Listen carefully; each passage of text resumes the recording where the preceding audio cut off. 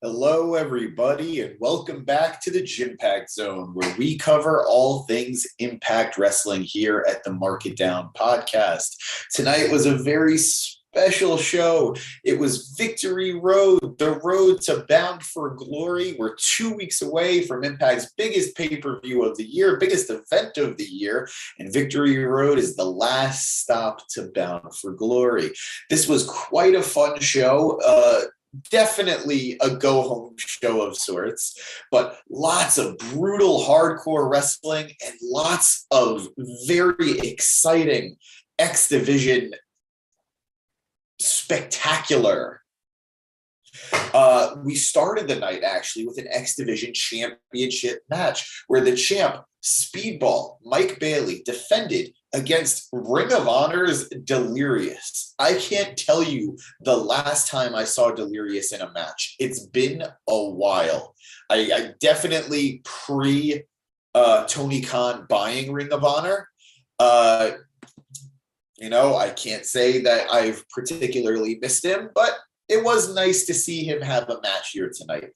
Speedball once again retains after another beautiful showing. This man is having a hell of a run with the X Division Championship. And while I wish he had some better storylines going attached to these matches, it doesn't matter when the matches are this good. They have to bring in challengers from outside the company to give him a challenge. It's beautiful. This is going to be a defining run for Speedball's career, in my opinion. And he hit a beautiful flamingo driver for the 1-2-3, getting real one-winged angel vibes from it. Very flippy, but hey, it was awesome. I loved it. More Mike Bailey is always a good thing. Impact is lucky to have him, and we are lucky to have him as our X Division champion. Moving on, we had a backstage segment where Honor No More all took time cutting promos on how the night was going to go. It was a little bit awkward, but everybody got their stuff in. And of course, we have more of Eddie Edwards berating PCO, and this time, kind of Vincent as well. I've been expecting PCO to leave Honor No More sooner than later, but now maybe Vincent might join him. It's not something I was expecting, but I wouldn't mind that tag team of sort of the monster and his master. We'll see if that happens down the road, but we had an excellent match between Vincent and PCO versus the Motor City Machine Guns. I'm going to point, I don't know where I would live in Michigan, but yeah, right there, I guess. The Machine Guns building up ahead of steam as they beat Aussie Open yesterday on Impact to get a tag team title shot down the road at Bound for Glory. And this was just a speed bump for the Machine Guns as they defeated Vincent and PCO of Honor No More. And, I wasn't expecting a win from Honor No More, but it was a very nice showing. I know Vincent gets a lot of credit for how creative he is, what a good character he is. But the truth is, even in the ring, the guy can deliver. He hit a beautiful swanton bomb.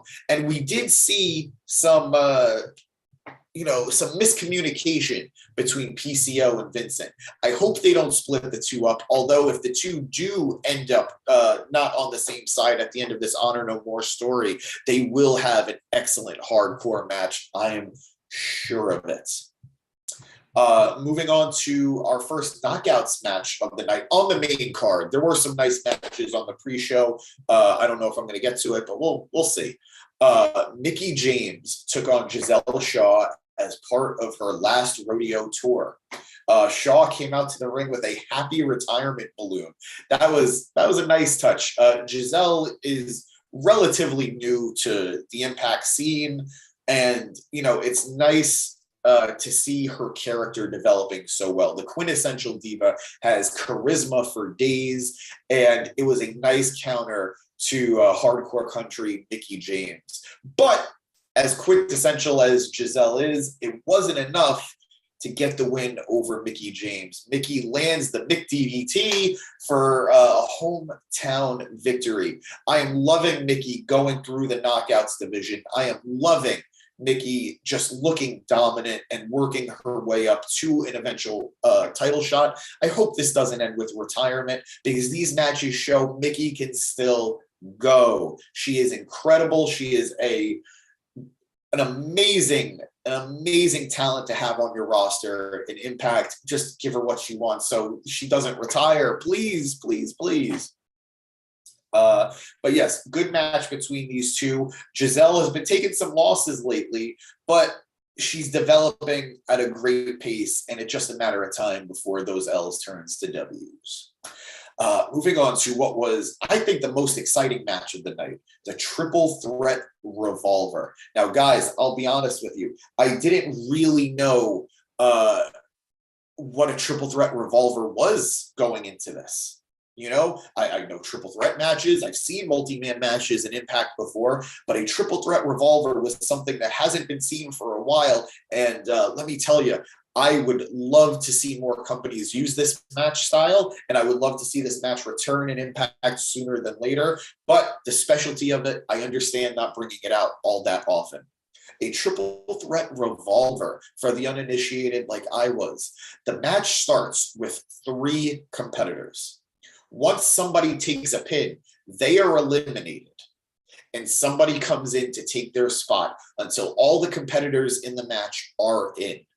It doesn't matter if you pin the person before you, there's no safety. You just do not want to get pinned up until the final 3 competitors of the match, until the final triple threat of the match. And then you want to be the one doing the pinning. It's an excellent, excellent concept. It's the type of innovation that Impact was known for back in the TNA days, even in the Impact days. And I am so glad to see this match thrive, because it was excellent. And a lot of that has to do with the competitors involved in the match. Starting off, it was Mia Yim, Laredo Kid, and Trey Miguel. Enough cannot be said about Mia Yim's performance in this match. She pinned Laredo Kid and pinned his replacement, Alex Zane of New Japan Pro Wrestling. Yes, guys, you are right in hearing that. That was a New Japan Pro Wrestler in the match. This match had New Japan talent. It had Impact talent. And it had AEW talent. This was an international multi-company affair, and it shows why Impact is the center of the wrestling solar system.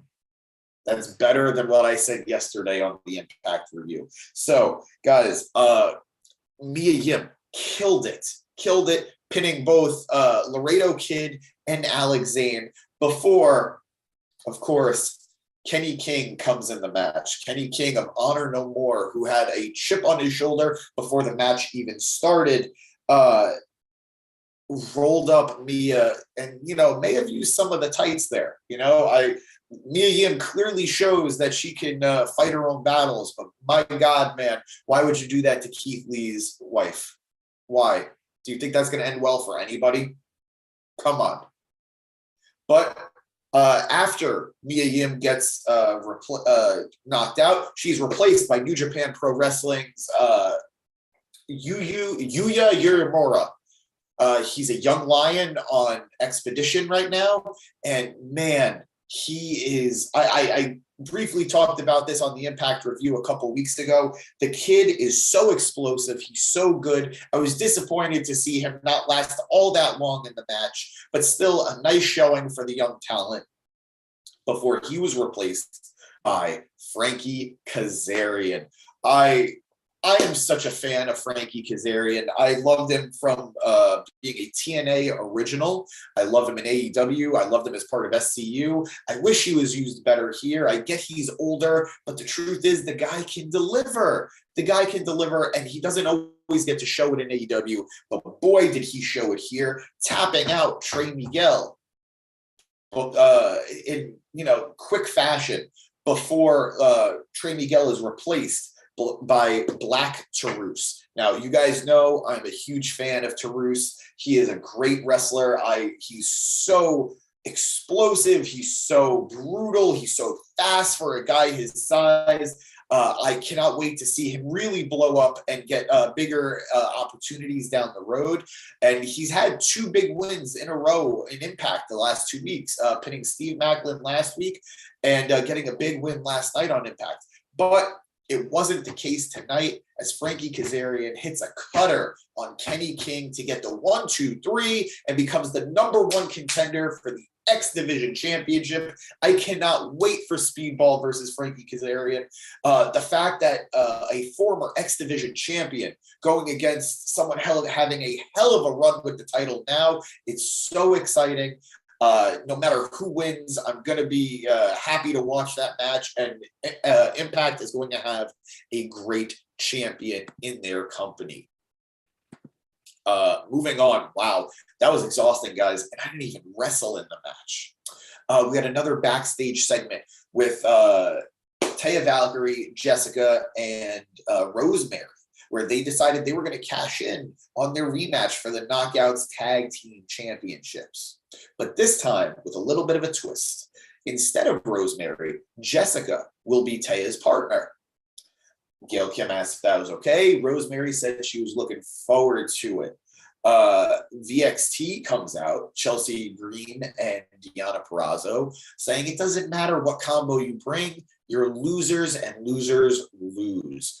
They put their hands on Taya Valkyrie, and, Jessica didn't like that, guys. She throws the women against the wall, tells them never to touch her partner again. And Rosemary was all smiles. That match will be a Bound for Glory, and it's going to be an excellent Knockouts Tag Team title match. That was just a small surprise compared to the big surprise debut of Bobby Fish making his debut for Impact Wrestling in Nashville. Wow, I was not expecting to see Bobby Fish show up in Impact, guys. He made it clear he doesn't work for Impact. He said after 20 years of wrestling, he's tired of all the bullshit. Can he say bullshit, he asked? Well, it doesn't matter because he doesn't work there. They can't fire him. He says after 20 years, he wants to be in a locker room with legit competitors. And he didn't have that in his last job. It's just amazing to see a guy who at 45, he still looks good. He can still move well. But a guy at 45 making the choices he's making and saying the things that he's saying. He gets interrupted by Shira and Raj Singh and saying Fish can't just walk in here and talk all that garbage.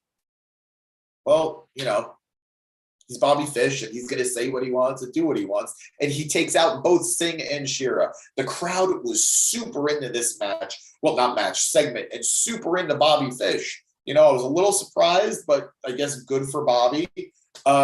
He made sure to let them know he still doesn't know who they are after beating them up. But this was a hell of a debut for Bobby Fish. I don't know where he goes from here, especially if he doesn't actually work for Impact. But maybe he'll get a title match down the road. Him versus Josh Alexander. If Josh can hold on to the title, past Bound for Glory, is going to be a hell of a match. Speaking of Josh Alexander, he had a 6-man match here tonight. Josh Alexander teaming up with Rich Swann and Heath against Honor No More. Honor No More is Eddie Edwards and OGK, the tag team champions. Lots of gold in this match. This was a nice back and forth, and I love the fact that the established tag team, Honor No More, beat the makeshift team of Josh Alexander, Rich Swann, and Heath. Now, granted, it's always hard to see the world champion taking a loss, but considering he took a pin against Eddie Edwards, the man who's challenging him for the title at Bound for Glory, this pushed the story in the right direction. It's a good match. It took a lot to put Alexander down. It took him getting caught off guard by Eddie Edwards' Boston Knee Party. Still a great move. Still a great named move. And the Die Hard Driver finally pinned him for the 1-2-3. We kind of expected this going into the night. If there was going to build some tension for Bound for Glory, Alexander's team at least needed to lose. I wasn't expecting Josh to take the pin himself, but this is a nice way to move the story, and I'm excited for the matchup between Eddie Edwards and Josh Alexander at Bound for Glory. We go backstage once again for a nice little segment between Mickie James and Mia Yim, where the women congratulate each other on their work and how good it is to have such a knockouts division, and to see these knockouts represented so well. As Mickie said, seeing Mia look great in the X Division match and representing women on an equal footing as the men, something Mickie has always wanted. Mickie says how much she respects Mia, and that's why she wants a match with her at Bound for Glory. Mia was a little hesitant, saying she respects her too much, she likes her too much to ... beat her. It sounded like she was implying, and Mickie inferred that as well. That's a difference, kids. Implication and inference, two different words. Look them up. And Mickie said, it doesn't matter. Let's have this match. And Mia agreed. It's going to be a hell of a match between two veterans of Impact and two veteran wrestlers in general. Very excited to see them go at it at Bound for Glory. We then have more knockouts action with a pick your poison match where Jordynne Grace, the Knockouts Women Champion of the world, had to face Max the Impaler, who was handpicked by Jordynne's future opponent at Bound for Glory, Masha Slamovich. I got to tell you guys, you know me, you watch our lives every week. I love big, meaty men slapping meat. But I was thrown for a loop to see big, meaty women slapping meat. You know, it's not fair to say woman, Jordynne Grace, Max the Impaler, non-binary. I apologize. But this was a very different match for me. I'm not used to seeing Jordynne Grace being, thrown around. Jordynne Grace tends to be the bruiser of every match she's in. She tends to be the strong one. Max the Impaler, accompanied, mind you, by James Mitchell. Wow, haven't seen him in a while, guys. But Max the Impaler, this is my first time seeing them, and I got to tell you guys, they are scary in all the right ways. It looked like I was watching a creature from one of the Mad Max movies. Wasn't expecting this, wasn't expecting the brutality. I was expecting hard hitting, but this match was brutal, taking shots to the outside, being dropped on the apron, fighting on the outside.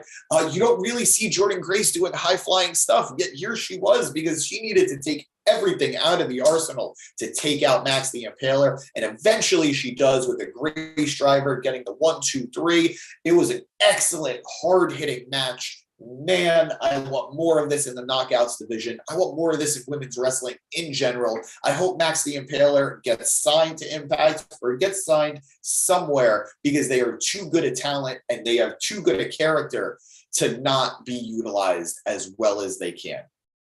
Jordynne gets on the mic after the match, very emotional after the war she went through with Max the Impaler, and tells Masha that next week on Impact, she gets to face Jordynne's handpicked opponent in a Monsters Ball match, guys. This is going to be good, and that opponent is Allie Katch. This is going to be an excellent showing. If you're not familiar with Allie Katch, she works the Indies. She works at GCW. She is a brutal wrestler in her own right, and Monsters Ball is going to be vicious. Give it a check this Thursday on Impact. Moving on, we have our next inductee into the Impact Hall of Fame, and who else but Raven? Long time overdue. Raven was a TNA stalwart. He was incredible in their development. A former NWA champion when the NWA championship was represented by TNA and Impact. Good for Raven. Incredible talent and well-deserved induction moving forward. And no better person to precede the main events, Barbed Wire Massacre, than between Moose, Steve Macklin, and Sami Callihan. Guys, let me tell you, from bell to bell, this was brutal. There were broken doors. There were broken tables. There were barbed wire wrapped around everything. The ring, the doors, the tables, the chairs. Guys, we had a barbed wire N64 controller. Who thinks of that? Who thinks of that? No, no. But they did it. It scared me. It scarred them. Everybody in this match was bleeding, some very quickly. But it's Steve Maclin who gets the win, pinning Sami Callihan after a low blow and hitting his finisher, a double arm DDT onto a barbed wire covered door. Guys, I cannot say enough about this match. Sami Callihan came dressed as Mick Foley. It was awesome. Moose was dressed in a jumpsuit. All these men came dressed to fight.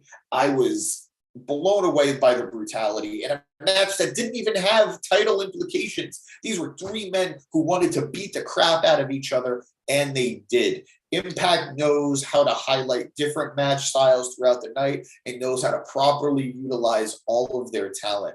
It was a great showing to end a great show, Victory Road. I got to tell you guys, if you're not on board the Impact train yet, I don't know what is stopping you. The production value has gone up. The talent is amazing. It's a great show. Please check out Bound for Glory in 2 weeks. It's going to be so exciting. This was a great go-home pay-per-view to the big show in a couple of weeks. I was blown away. I wish you guys enjoyed. I hope you guys enjoyed the show as much as I did. And, we got to say it one more time before I wrap up. Thank you so much to everyone who's joined us this last week. We've jumped in followers, subscribers on YouTube, and it means so much to the boys here at the pod. It means so much to me. We've already jumped over 300 subscribers. We're close to 400. Can't wait to hit it.